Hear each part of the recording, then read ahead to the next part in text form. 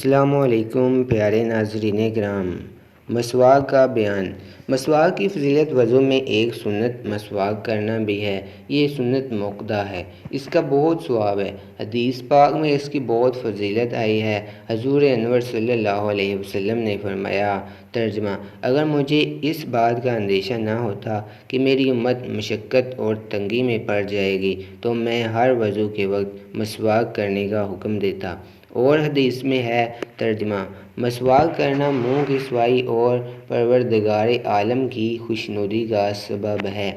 ام المومنین حضرت عائشہ رضی اللہ عنہا سے روایت ہے کہ جو نماز مسواک کر کے پڑھی جائے وہ بے مسواک والی نماز سے 70 درجے افضل ہے۔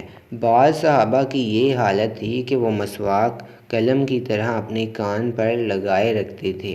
مسواک کے فوائد علماء کرام نے مسواک کے اہتمام میں تقریباً 70 فوائد لکھے ہیں۔ ان میں سے کچھ یہ ہیں: منہ کو صاف کرتی ہے، فصاحت میں اضافہ کرتی ہے، اللہ تعالیٰ کی رضا کا سبب ہے، شیطان کو غصہ دلاتی ہے، نیکیوں کو زیادہ کرتی ہے، مسواک کرنے والوں کو اللہ تعالیٰ اور فرشتے محبوب رکھتے ہیں، نماز کے ثواب کو بڑھاتی ہے، پل صراط پر چلنا آسان ہو جائے گا، مسوروں، دانتوں اور معدے کی قوت دیتی ہے اور دانتوں کو سفید کرتی ہے، بلغم کو قطعی کرتی ہے، کھانے کو ہضم کرتی ہے، منہ میں خوشبو پیدا کرتی ہے، صفرا کو دور کرتی ہے، ریح نکلنے کو آسان کرتی ہے، بڑھاپا دیر میں آتا ہے، موت کے سوا ہر مرض کی شفا ہے، سر کی رگوں، پٹھوں کو اور دانتوں کے درد کو سکون دیتی ہے، نگاہ کو تیز کرتی ہے،